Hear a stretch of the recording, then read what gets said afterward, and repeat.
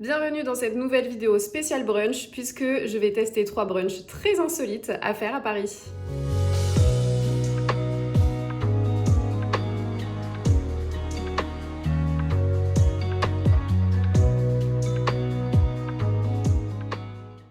Si jamais vous ne le savez pas encore, je suis la spécialiste des brunchs à Paris. J'en partage plein sur ma page Instagram et sur TikTok. C'est vraiment quelque chose que j'adore, les brunchs. Et aujourd'hui, c'est samedi, et donc samedi égale brunch. Voilà. Donc dans cette vidéo, je vais vous présenter 3 brunchs très originaux, on va dire. Nous sommes le samedi 10 février et c'est le jour du Nouvel An lunaire. Donc pour l'occasion, je vous ai trouvé un brunch très spécial. Ensuite, il va y en avoir 2 autres complètement différents. Donc restez jusqu'à la fin de cette vidéo pour découvrir ces 3 adresses. Et avant de poursuivre cette vidéo, oublie pas de t'abonner.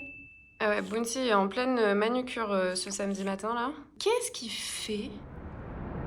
Et ce premier brunch est très insolite mais aussi un peu classe, donc je me suis quand même habillée un petit peu en conséquence. C'est parti!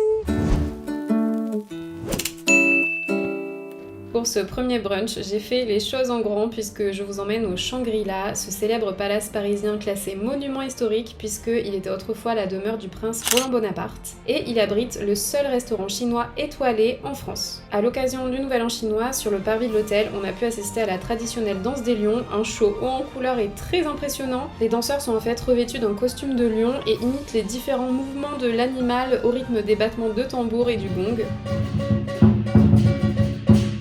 Et c'est en fait une danse porte-bonheur pour la nouvelle année. Après cette danse, on s'est dirigé à la Bohémia, le restaurant du palace qui est situé sous une magnifique coupole en verre, pour déguster leur fameux brunch très dépaysant. C'est un brunch buffet à volonté, inspiré des racines bretonnes du chef Quentin Testard. Les produits sont absolument incroyables, je trouve qu'il y avait beaucoup de diversité de plats. Et on a également au choix 2 plats à la carte par personne.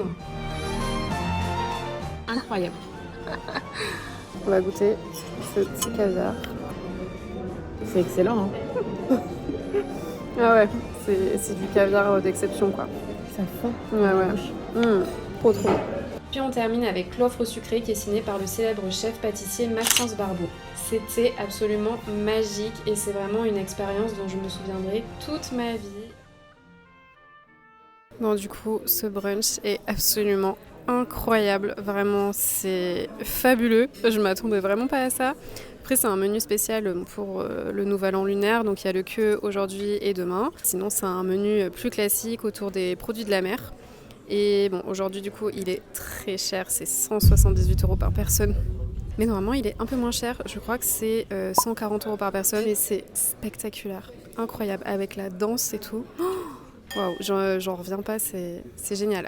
Alors, c'est parti pour le brunch numéro 2, toujours brunch extraordinaire, un peu insolite. Donc aujourd'hui ça va être un brunch plus abordable, dans un cadre apparemment assez incroyable, autour des produits de la mer.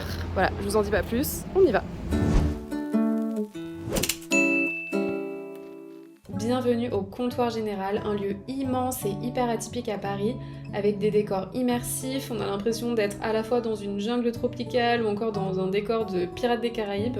C'est un lieu qui fait à la fois bar à cocktail, restaurant, mais aussi des concerts, des soirées avec des DJ. Également un peu un musée parce qu'il y a une galerie d'objets très curieux, c'est une vraie caverne d'Ali Baba. Mais oui, mais en fait il y a une partie musée. Et le week-end, le midi, il propose un brunch en formule à 39 €, donc c'est très copieux et très original. Nous, on s'est régalé par exemple avec le poulpe mariné aux épices churrasco ou bien les gambas Black Tiger. Et ce qui est génial pour les familles, c'est qu'il y a un petit salon pour les enfants avec des animatrices. En bref, c'est un lieu complètement hallucinant. Franchement, c'est génial, on a trop bien mangé, c'est hyper original. Du coup, c'est des plats de la mer assez raffinés, donc je trouve que ça change des brunchs classiques. Et surtout, le lieu est incroyable. On s'attend pas du tout à trouver cet endroit complètement gigantesque à côté du canal Saint-Martin. Donc il y a plein d'espaces différents, c'est idéal pour venir en famille avec des enfants. Trop bien, franchement, c'est validé à 100%.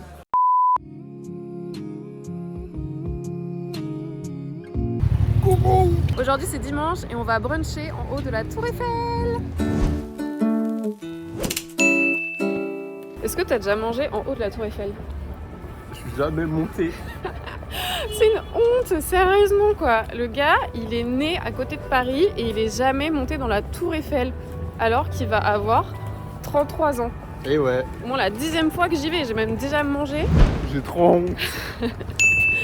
Pour ce 3e brunch insolite, je vous emmène en haut de la Tour Eiffel puisque on a testé le brunch spectaculaire de Madame Brasserie, le restaurant tenu par Thierry Marx. Et en fait, j'ai réservé un billet combiné sur le site de la Tour Eiffel, donc on a d'abord eu accès à la visite du monument jusqu'à son sommet normalement, parce que nous, ce jour-là, c'était fermé, on a pu monter que jusqu'au 2e étage, mais la visite était quand même trop chouette avec une vue incroyable. T'es impressionné ?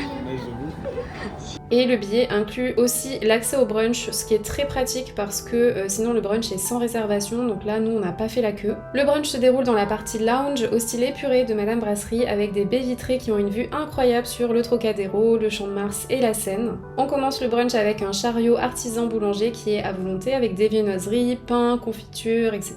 Il y a également un buffet artisan fromager et charcutier avec que des produits locaux d'artisans d'exception. Puis il y a un plat à la carte, Stéphane a pris une gaufre salée au homard bleu et moi j'ai pris des œufs bénédicts à la truite, chou-fleur et châtaigne et j'ai trouvé que c'était très travaillé et original. Et on finit avec le buffet de dessert qui est simple mais avec des bonnes choses, des tartes aux fruits de saison, crème au chocolat, des fruits frais. Franchement on s'est régalé. Alors est-ce que ça t'a plu ? Très très bon. Bon alors, verdict de ce brunch en haut de la Tour Eiffel. Franchement, je trouve que c'est trop cool d'avoir le combiné ascension au 2e étage et au sommet de la Tour Eiffel, plus le brunch, parce que du coup, ça t'occupe une bonne partie de la journée et c'est une super idée un peu insolite d'activité.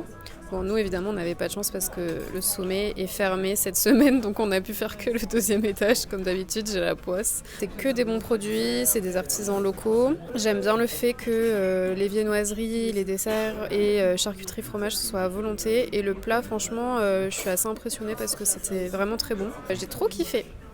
Et voilà, c'est la fin de cette vidéo. J'espère que ça vous a plu et puis n'oubliez pas de vous abonner et on se revoit très vite pour une prochaine vidéo. Bisous! Ça fait quoi de manger au premier étage de la Tour Eiffel ? Pas grand chose. C'est nul.